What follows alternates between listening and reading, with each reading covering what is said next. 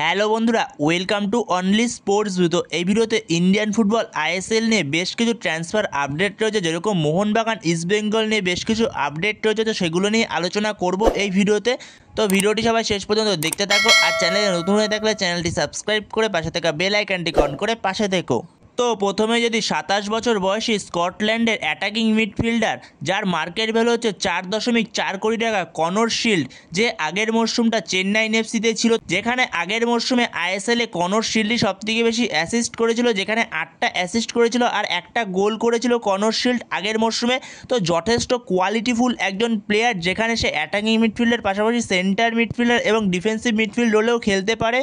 অনেকটা versatile player, যেখানে চেন্নাই এফসির সঙ্গে তার কন্ট্রাক্ট ছিল 31শে মে 2025 অবধি, যেখানে তার সঙ্গে কন্ট্রাক্ট শেষ হয়ে গেছে চেন্নাই এফসির। তো সেখানে চেন্নাই এফসি ছেড়ে কনর শিল্ড যে ইস্টবেঙ্গলে আসতে পারে, তো এটা অনেক দিন ধরেই শোনা যাচ্ছিল, কিন্তু চেন্নাই এফসি কনর শিল্ডকে রেখে দিতে চায়, কিন্তু কনর শিল্ড সে চেন্নাই এফসিতে থাকতে চায় না। তো সেখানে বর্তমান সময় যেরকম আপডেট বেরিয়ে আসছে, তো সেখানে কনর শিল্ডের সঙ্গে ইস্টবেঙ্গল ম্যানেজমেন্টের ভালো রকমই কথাবার্তা চলছে, প্রায় অ্যাডভান্স স্টেজেই কথাবার্তা চলছে বলা যেতে পারে। তো প্রায় ফাইনাল কথাবার্তাই চলছে, তো যে কোনো সময় হয়তো ডিলটা ডান হয়ে যেতে পারে। তো সেখানে খুব সম্ভবত সব কিছু যদি ঠিকঠাক থাকে, পরবর্তী মরশুমে আমরা কনর শিল্ডকে ইস্টবেঙ্গল জার্সি পরেই হয়তো দেখতে চলেছি। তো সেখানে যথেষ্ট কোয়ালিটিফুল একজন প্লেয়ার এই কনর শিল্ড, যেখানে ইস্টবেঙ্গলের মাঝমাঠে খুবই প্রবলেম রয়েছে। তো সেখানে যদি ইস্টবেঙ্গল ম্যানেজমেন্ট কনর শিল্ডের মতো কাউকে ইস্টবেঙ্গলের মাঝমাঠে নিয়ে আসে, তো ইস্টবেঙ্গলের মাঝমাঠটা যথেষ্ট শক্তিশালী হবে। তো সেখানেই দেখা যাক ডিলটা ডান করতে পারে কিনা শেষ পর্যন্ত ইস্টবেঙ্গল ম্যানেজমেন্ট। তো পরবর্তী সময় এবারে আপডেট পেলে অবশ্যই তোমাদের সাথে শেয়ার করে দেবো।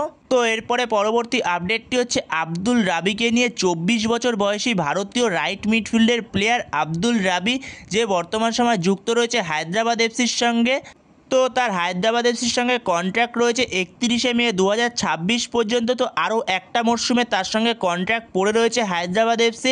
তো এই আব্দুল রাবি, তার মার্কেট ভ্যালু হচ্ছে 1.4 কোটি টাকা। তো এই আব্দুল রাবির প্রতি মোহনবাগানের ভালো রকম ইন্টারেস্ট রয়েছে, তো অনেক দিন ধরে ইন্টারেস্ট রয়েছে। তো সেখানে এই আব্দুল রাবির প্রতি মোহনবাগান ঝাঁপাতে পারে, মোহনবাগান কথাবার্তা বলছে আব্দুল রাবির সঙ্গে। তো সেখানে দেখা যাক পরবর্তী সময় এই আব্দুল রাবির সাইনিংটা মোহনবাগান কমপ্লিট করতে পারে কিনা, যেখানে এই আব্দুল রাবি সেও একজন ভার্সেটাইল প্লেয়ার, যেখানে রাইট মিডফিল্ডের পাশাপাশি রাইট উইং এবং রাইট ব্যাকেও খেলতে পারে এই আব্দুল রাবি। তো সেখানে দেখা যাক পরবর্তী সময় মোহনবাগান ডিলটা করতে পারে কিনা। তো পরবর্তী সময় এবারে কোনো আপডেট পেলে অবশ্যই তোমাদের সাথে তখন শেয়ার করে দেবো।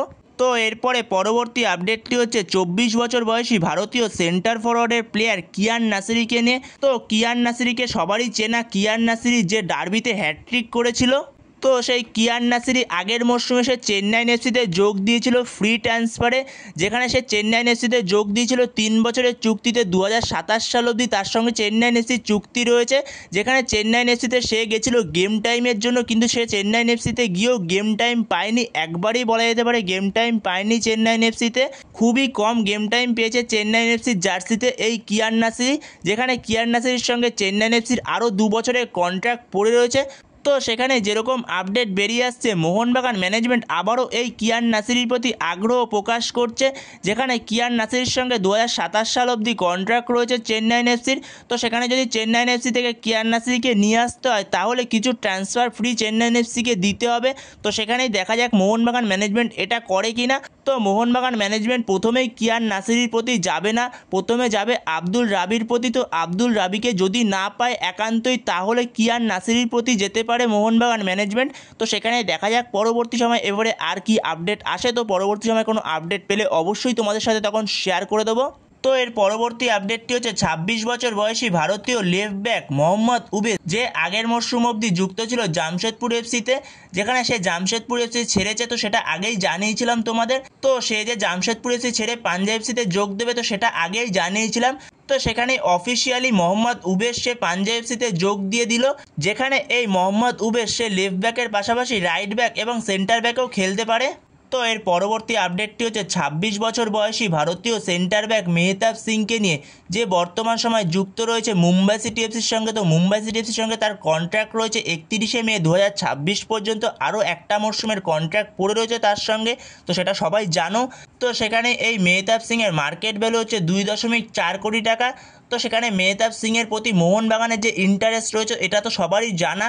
তো সেখানে ভালো রকমের ইন্টারেস্ট রয়েছে এবং মেহতাব সিংয়ের সঙ্গে কথাবার্তা বলছেও, ডিলটা অনই রয়েছে। তো সেখানে মেহতাব সিংকে মোহনবাগানে নিয়ে আসার জন্য মুম্বাই সিটি এফসি মোহনবাগানের কাছে 3.5 কোটি টাকার একটা ট্রান্সফার ফ্রি চেয়েছে, যেখানে মোহনবাগান ম্যানেজমেন্ট হাইয়েস্ট 2.5 কোটি দিতে রাজি হয়েছে। তো সেখানেই দেখা যাক পরবর্তী সময় এই ডিলটা কোন দিকে যায়, যেখানে 3.5 কোটি টাকার ট্রান্সফার ফ্রি দাবি করেছে মুম্বাই সিটি এফসি মেহতাব সিংয়ের জন্য, কিন্তু মোহনবাগান ম্যানেজমেন্ট 2.5 কোটির বেশি দিতে রাজি নয়। তো সেখানে দেখা যাক পরবর্তী সময় এই ডিলটা নিয়ে আর কি আপডেট আসে। তো পরবর্তী সময় কোনো আপডেট বেরিয়ে আসলে অবশ্যই তোমাদের সাথে তখন শেয়ার করে দেবো। তো বন্ধুরা এই ভিডিওতে এই পর্যন্তই। তো এই ভিডিওতে এই আপডেটগুলো নিয়ে আলোচনা করার ছিল। তো ভিডিওটি ভালো লাগলে অবশ্যই লাইক শেয়ার সাবস্ক্রাইব করতে ভুলো না। তো নেক্সট ভিডিওতে দেখা হচ্ছে, ততক্ষণের জন্য বাই বাই।